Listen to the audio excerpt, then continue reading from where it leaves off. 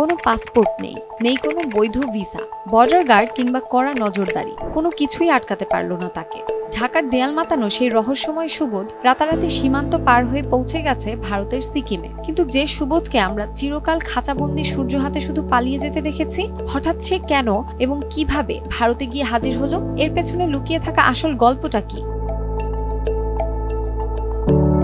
গল্পটা শুরু 2017 সালে। ঢাকার দেয়ালে দেয়ালে স্টেনসিল আর স্প্রে পেইন্টে আঁকা হতে থাকে এক উস্কো খুস্কো চুলের যুবকের ছবি, যার নাম সুবোধ।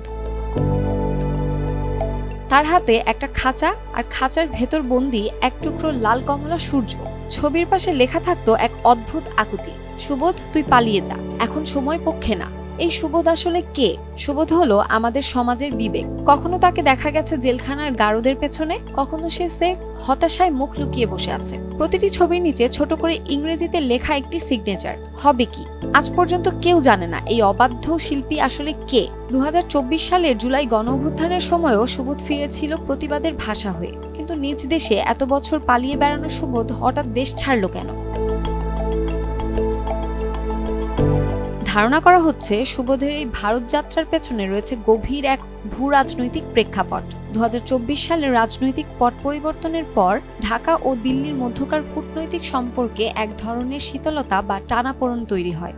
দীর্ঘদিন বন্ধ থাকার পর 2026 সালের জুনের শেষ সপ্তাহে ভারত আবারও বাংলাদেশিদের জন্য ট্যুরিস্ট ভিসা চালু করে। ঠিক এই ভিসা চালুর দুদিনের মাথায় 30 জুন সিকিমের রংপোতে মাজিতার নালা ব্রিজের দেয়ালে দেখা মিলে সুবোধের। একে বলা হচ্ছে ভিসা খোলার পর বাংলাদেশ থেকে ভারতে যাওয়া প্রথম প্রতীকী পর্যটক। তবে সে কোনো বিমানে চড়ে যায়নি। শিল্পী হবে কি? তার তুলি, স্টেনসিল আর স্প্রে ক্যান নিয়ে অত্যন্ত গোপনে ভারতের মাটিতে গিয়ে এই শিল্পকর্মটি এঁকে এসেছেন, যা শিল্পের ভাষায় এক ধরনের গেরিলা আক্রমণ। কিন্তু এবারের সুবোধ একেবারে আলাদা।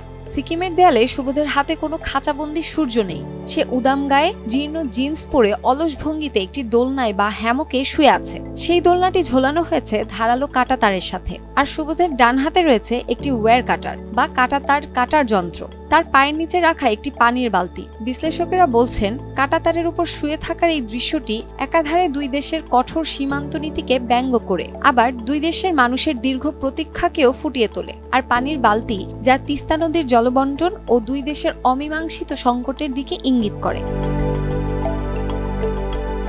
রাজনীতি যেখানে দেয়াল তোলে, শিল্প সেখানে সেতু বানায়। সুবোধের এই সিকিম আগমন কোনো উগ্র জাতীয়তাবাদ বা ভারত বিদ্বেষের বহিঃপ্রকাশ নয়, বরং এটি দুই দেশের সাধারণ মানুষের মনস্তাত্ত্বিক দূরত্বের বিরুদ্ধে এক নীরব প্রতিবাদ মনে করছেন বিশ্লেষকরা। পাসপোর্ট ভিসার নিয়মে মানুষ আটকে গেলেও চিন্তা আর শিল্পকে যে কাঁটাতারে বেঁধে রাখা যায় না, সুবোধের এই ভারত সফর তারই প্রমাণ।